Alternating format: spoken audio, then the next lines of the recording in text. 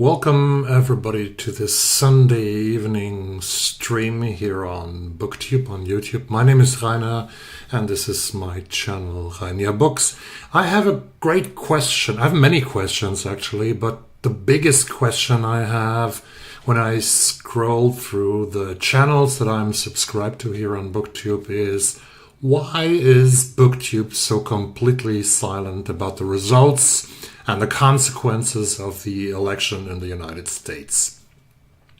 I see so much escapism. People are discussing new books are on the market, so beautiful.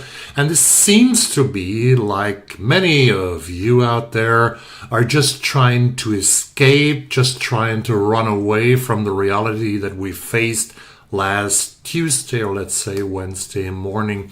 Donald Trump has been re-elected by the American people to be re-elected from 2020, now in 24, from 2016 to 2020, and now from 24 to 28 as the 47th President of the United States of America. Despite all the things that have happened, the oral sex with a microphone, the McDonald's visit, the McDonald's job, besides all his speaking about the enemy within, that the enemy in the United States is much more dangerous than the enemy, for example, in Russia or in China or North Korea.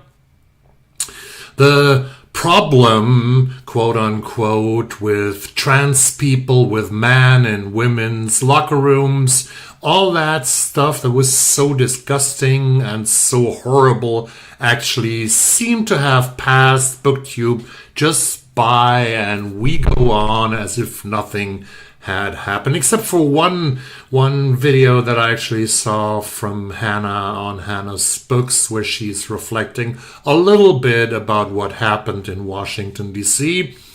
But the rest, I mean, Brian from Bookish, he's always very verbal, and I really like what he does. He's speaking out, he's speaking up to what happens in Texas, in his native Texas, but also in the United States. But no one else. I mean, we are celebrating like books that deal with minorities, with marginalized minorities, with anti-colonialism, with slavery. We talk about different perspectives and how important it is to sort of feel empathy and get empathy from literature, but nothing of that seems to be political. Come on, folks. I mean, the literature that my section of Booktube likes and that my section of Booktube is pursuing and reading and consuming, this literature is super hyper political. Please understand that. Read those books again and understand that what you are reading, what you are discussing here are very often political books about poverty, about homelessness, about, racism, and everything that will be coming back so strong now after January the 20th. And I think that Booktube needs actually to speak up. We need to find a way to communicate also what we stand for, and not only what we consume and what we sort of want to recommend others to consume. I have lots of thoughts about the American election, why it went how it went, and I think that Bernie Sanders was very much right. He said, I think 2 or 3 days ago, that the Democratic Party in the United States had abandoned the working class in the US, and that they are now surprised that the working class also has abandoned the Democratic Party. I think there's a lot to that when I see who is representing that party, who is making a mainstream media. There were so many mistakes made, and all the pundits, all the comedians on late night shows like Stephen Colbert, like Jimmy Kimmel, and all the others, they were making jokes about Donald Trump each and every night. Each and every night they were giving Trump the stage, even in their programs, talking about not much anything else in their monologues but Donald Trump. So we gave him time, valuable, very expensive time. We brought him into every household, and that's where he has been for the last 10 years at least, if not more, for those people who loved his show, The Apprentice. What we are going to see in the United States in the next couple of years is that this country that once was the beam of democracy, the Statue of Liberty in New York, the country that says, give me your poor, give me your deprived, I will take them and I will give them a chance. This country is going to change into a country of mass deportations, of violence against marginalized communities. I'm very, very scared about the trans community that has been the focus of so much hatred already. I've seen videos on X and on other platforms where misogynists are going out with things like saying, now you see that man own your body, dear girls and women of this country. There's so much hatred pouring out, and this is going to lead into violence. And I am very scared of the people in Ukraine, of the poor people in the United States, even those people who in the majority voted for Trump will see after 3, 4, 8, 10 months that nothing will get better for them, and that the billionaires, I mean, come on, believing that the richest man on earth, Elon Musk, who has a history of being a very bad employer, who has a history of sort of trying to abolish unions in his companies, that this man is going to save workers, that he's on the side of the workers of the United States. This is not very realistic. And even Trump said in a couple of speeches, I saw a lot of rallies actually, he said at least twice that how he hated to pay his workers in New York that built his enormously huge buildings with his name on it, that he hated to pay them overtime, and he always tried to avoid overtime. He didn't even pay the bills on many of his rallies, stuff like that. So the voters will soon realize that what they voted, the man and the men they have voted for, will not be on their side. But now we have 2 years. 2 years until the next midterms in 2026, where you in the United States have to try everything to defend democracy, because this is going to turn into an oligarchy where the billionaires now have free space. I mean, Elon Musk is supposed to be the guy who's now sort of taking away regulation after regulation. Environment, come on, F the environment. Native rights, come on, F the native rights. We are going to make money, money, money.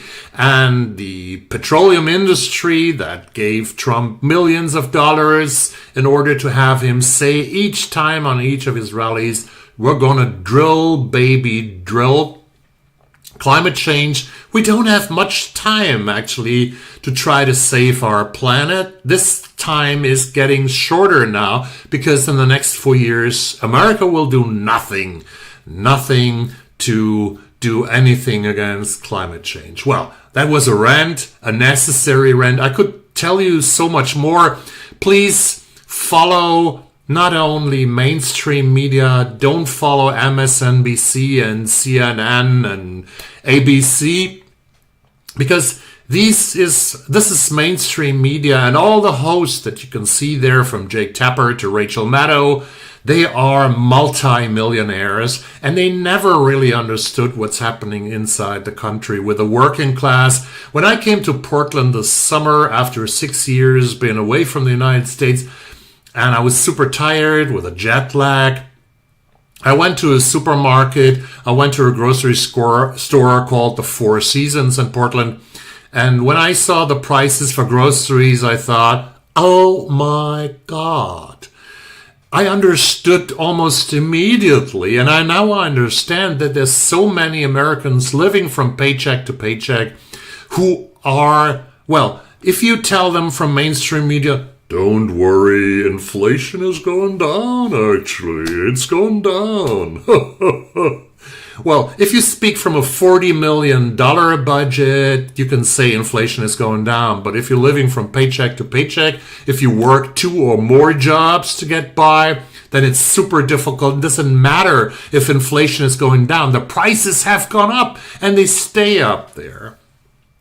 And then the people started to believe that tariffs would give them hundreds of billions of dollars. Tariffs are just going to lead to rising prices everywhere because the customers in the United States will pay the tariffs, not China, not the European Union or anybody else, but the customers will pay for the tariffs. Stuff like that and many, many others. You will see tax cuts for billionaires at the most.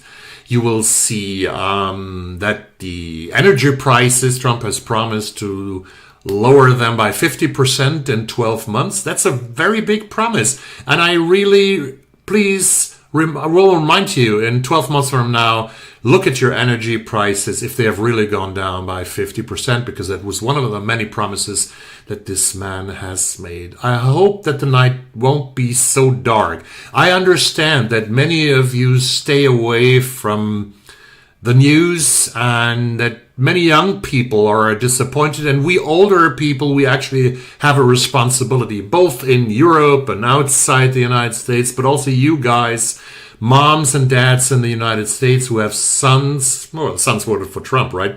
But when you have daughters who are disappointed because your sons are going to decide over your daughters' bodies in the future, then I would say you have to console these people. And that was what I liked about Kamala Harris's concession speech on Wednesday evening when she said to all the young people, never give up. Never, ever give up. Never give up your fight for a better future. And that's what we have to do. We have to keep democracy alive because there are a lot of people who are going to try to take away it from them. And many people would die of the repercussions of this incoming government. But I hope that democracy in the end will survive, that we all survive autocracy. Thank you very much for watching this video, and I see you soon. Bye-bye.